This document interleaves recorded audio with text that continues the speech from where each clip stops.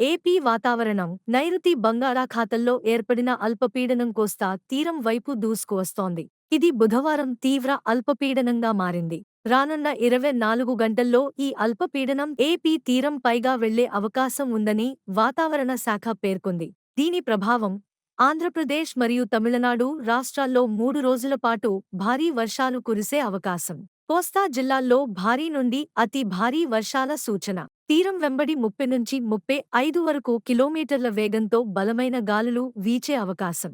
హెచ్చరికలు: మత్స్యకారులు వేటకు వెళ్లవద్దని అధికారులు హెచ్చరికలు జారీ చేశారు. డిసెంబర్ 19 భారీ వర్షాలు కురిసే ప్రాంతాలు: శ్రీకాకుళం, విజయనగరం, అల్లూరి సీతారామరాజు, విశాఖపట్నం జిల్లాల్లోని కొన్ని ప్రాంతాల్లో భారీ నుండి అతి భారీ వర్షాలు కురిసే అవకాశం ఉంది. తేలికపాటి నుండి మోస్తరు వర్షాలు కురిసే ప్రాంతాలు: తూర్పుగోదావరి, పశ్చిమ గోదావరి, ఏలూరు, కృష్ణా, ఎన్టీఆర్, గుంటూరు, బాపట్ల, ప్రకాశం, నెల్లూరు, అన్నమయ్య, చిత్తూరు, తిరుపతి జిల్లాల్లో కొన్ని చోట్ల తేలికపాటి నుండి మోస్తరు వర్షాలు కురిసే అవకాశం ఉంది. డిసెంబర్ 20 భారీ వర్షాలు కురిసే ప్రాంతాలు: శ్రీకాకుళం, విజయనగరం, అల్లూరి సీతారామరాజు, విశాఖపట్నం, అనకాపల్లి, కాకినాడ, కోనసీమ జిల్లాల్లోని కొన్ని ప్రాంతాల్లో భారీ నుండి అతి భారీ వర్షాలు కురిసే అవకాశం ఉంది. తేలికపాటి నుండి మోస్తరు వర్షాలు కురిసే ప్రాంతాలు: పార్వతీపురం మన్యం, అనకాపల్లి,